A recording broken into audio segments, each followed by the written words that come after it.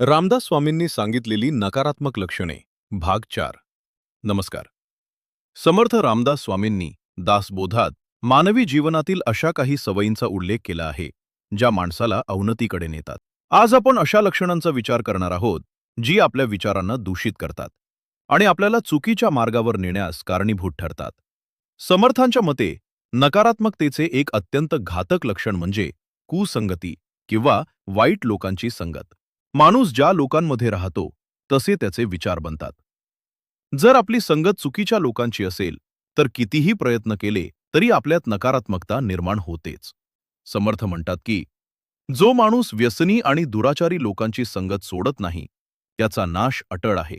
चांगल्या मार्गावरून भरकटणे आणि चुकीच्या गोष्टींचे समर्थन करणे हे कुसंगतीचे मुख्य लक्षण आहे. दुसरे नकारात्मक लक्षण म्हणजे अति स्वार्थ आणि कृतघ्नता.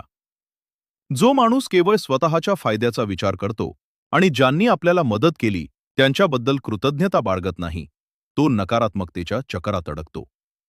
कृतघ्न माणूस हा कधीही समाधानी राहू शकत नाही.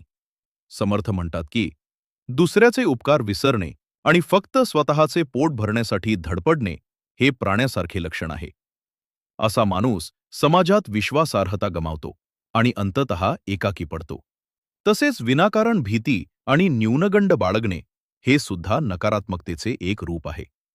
स्वतःच्या सामर्थ्यावर विश्वास नसणे आणि प्रत्येक कामात अपयशाची भीती बाळगणे यामुळे माणूस प्रयत्न करणेच सोडून देतो. समर्थांनी नेहमी सावध राहण्यास सांगितले आहे, पण भित्रट राहण्यास नाही. मनातील भीती ही प्रगतीचा मार्ग रोखणारी सर्वात मोठी भिंत आहे, जी माणसाला पुढे जाण्यापासून रोखते.